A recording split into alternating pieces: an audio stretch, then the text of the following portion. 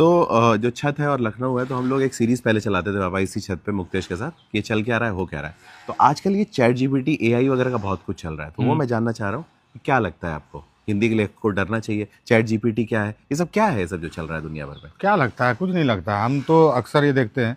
अब आप सोचिए ना, एक उदाहरण लीजिए कि अगर आप चैट जीपीटी से ये पूछें कि हे चैट जीपीटी, क्या बैल दूध देता है? चैट जीपीटी उधर से बोलेगा, बहुत ही रोचक प्रश्न। नई पीढ़ी से मुझे इसी तरह की जिज्ञासा की अपेक्षा है। आपने ऐसा प्रश्न पूछ के मेरा दिन बना दिया। पहले आप चैट जीपीटी का दिन बना दिया, उसके बाद आप पूछेगा, हे चैट जीपीटी, क्या बैल दूध देता है? मैं समझ गया, मैं भटक गया था। मैं आपके प्रश्न पे आता हूँ। आप कृपया बैल की तस्वीर भेजें। फिर आप उसको बैल का तस्वीर भेजिएगा। फिर चैट जीपीटी उधर से बोलेगा, आपने केवल मुंह की तस्वीर भेजी है।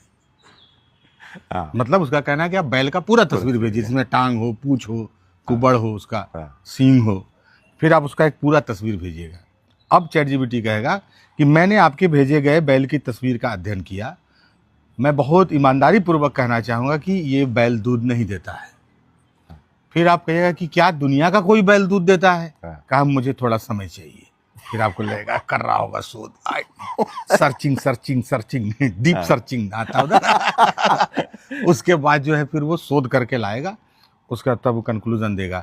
मैंने वर्तमान में जीवित सभी बैलों का अध्ययन किया, दुनिया का कोई भी बैल फिलहाल दूध नहीं दे रहा है। फिर आप कहिएगा कहीं मैं मान लूं कि बैल दूध नहीं देता है? तो चैट जीपीटी का बहुत पॉजिटिव नोट पर छोड़ता है कोई भी चीज को।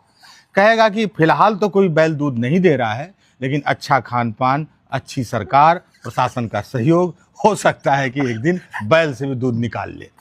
ये है चैट जीपीटी। आप इसी प्रश्न को अपने बाबा से, नाना से पूछ के देखिए, ये बाबा क्या बैल दूध देता है?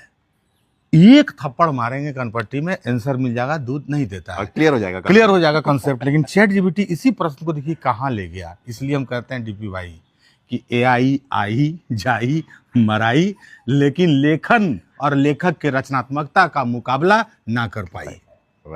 इसलिए किताब पढ़िए और अपने भावनाओं का और अपने जज्बात का, उसका जो जादू है ना, उसका कोई विकल्प है नहीं। मानवीय संवेदना का कोई विकल्प नहीं है। कोई मशीन मानवीय संवेदना को नहीं छू सकती है, वो जादू नहीं कर सकती है। इसलिए एआई के लिखाई ऐसा ही चल जाई, वह पढ़ाई जो हमनी से लिखाई। इसलिए लेखकों को जीवित गुरु पढ़े और टेंशन मत लिया पढ़े। नहीं किताब। जय हो।